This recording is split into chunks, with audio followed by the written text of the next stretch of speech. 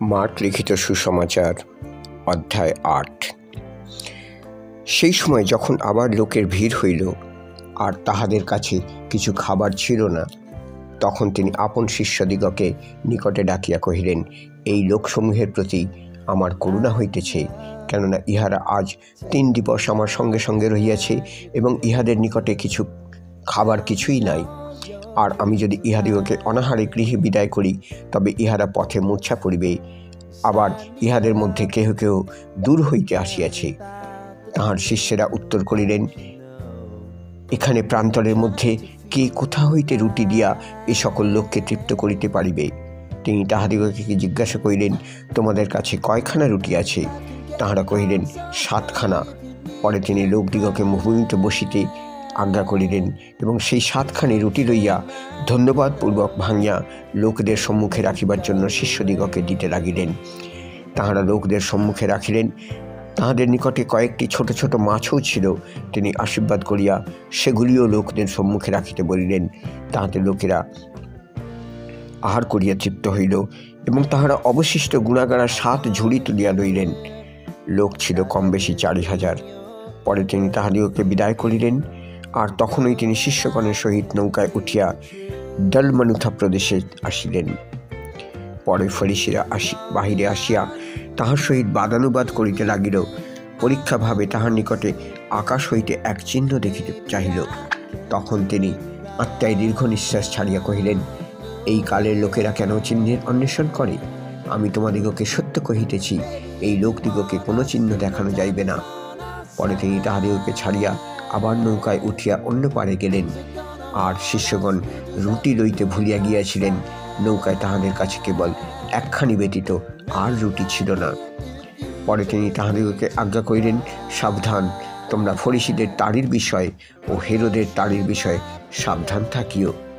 তাহাতে তাহারা পরস্পর তর্ক করিয়া বলিতে লাগিলেন, আমাদের কাছে তো রুটি নাই।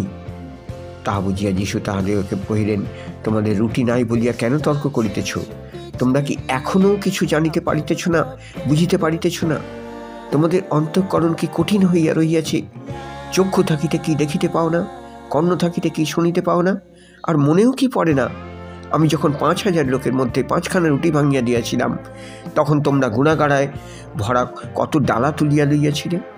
তাহারা কহিলেন, 12 ডালা।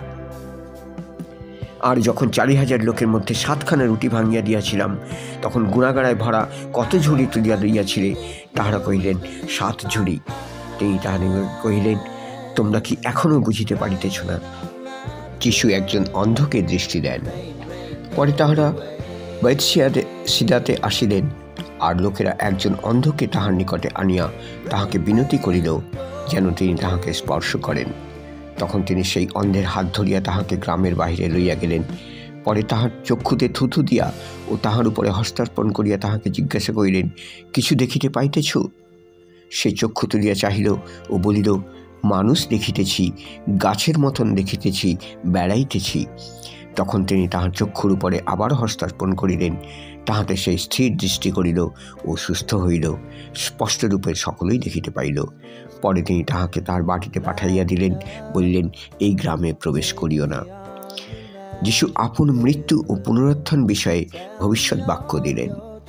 পরে যীশু ও তাহার শিষ্যগণ প্রস্থান করিয়া কৈশরিয়া ফিলিপি অঞ্চলের গ্রামে গেলেন। আর পথিমধ্যে তিনি আপন শিষ্যদিগকে জিজ্ঞাসা করিলেন, আমি কে? এ বিষয়ে লোকে কি বলে? তাহারা তাহাকে কহিলেন, অনেকে বলে আমি যোহন বাপ্তাইজক, আর কেহ কেহ বলে আপনি এলিও, আর কেহ কেহ বলে আপনি ভাববাদীগণের মধ্যে একজন। তিনি তাহাদিগকে জিজ্ঞাসা করিলেন, কিন্তু তোমরা কি বলো, আমি কে? পিতর উত্তর করিয়া তাহাকে কহিলেন, আপনি সেই খ্রিস্ট। তখন তিনি তাহার কথা কাহাকেও বলিতে তাহাদিগকে দৃঢ় রূপে নিষেধ করিয়া দিলেন।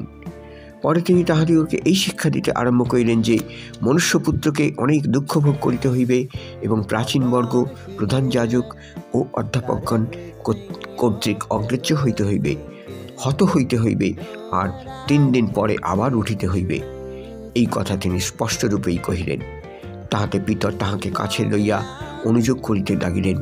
কিন্তু তিনি মুখ ফিরাইয়া আপন শিষ্যগণের প্রতি দৃষ্টি করিয়া পিতরকে অনুযোগ করিলেন, বলিলেন, আমার সম্মুখ হইতে দূর হও শয়তান, কেননা যাহা ঈশ্বরের তাহা নয়, কিন্তু যাহা মনুষ্যের তাহাই তুমি ভাবিতেছ।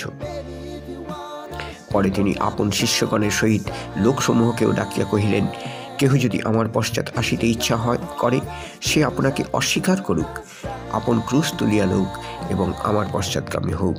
কেননা যে কেহ আপন প্রাণ রক্ষা করিতে ইচ্ছা করে, সে তাহা হারাইবে, কিন্তু যে কেহ আমার এবং সুসমাচারের নিমিত্ত আপন প্রাণ হারায়, সে তাহা রক্ষা করিবে।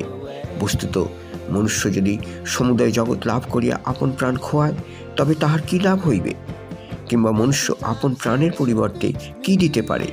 কেননা যে কেহ এই কালের ব্যভিচারী ও পাপিষ্ঠ লোকদের মধ্যে আমাকে ও আমার বাক্যকে লজ্জার বিষয় জ্ঞান করে, মনুষ্যপুত্র তাহাকে লজ্জার বিষয় জ্ঞান করিবেন, যখন তিনি পবিত্র দূতগণের সহিত আপন পিতার প্রতাপে আসিবেন।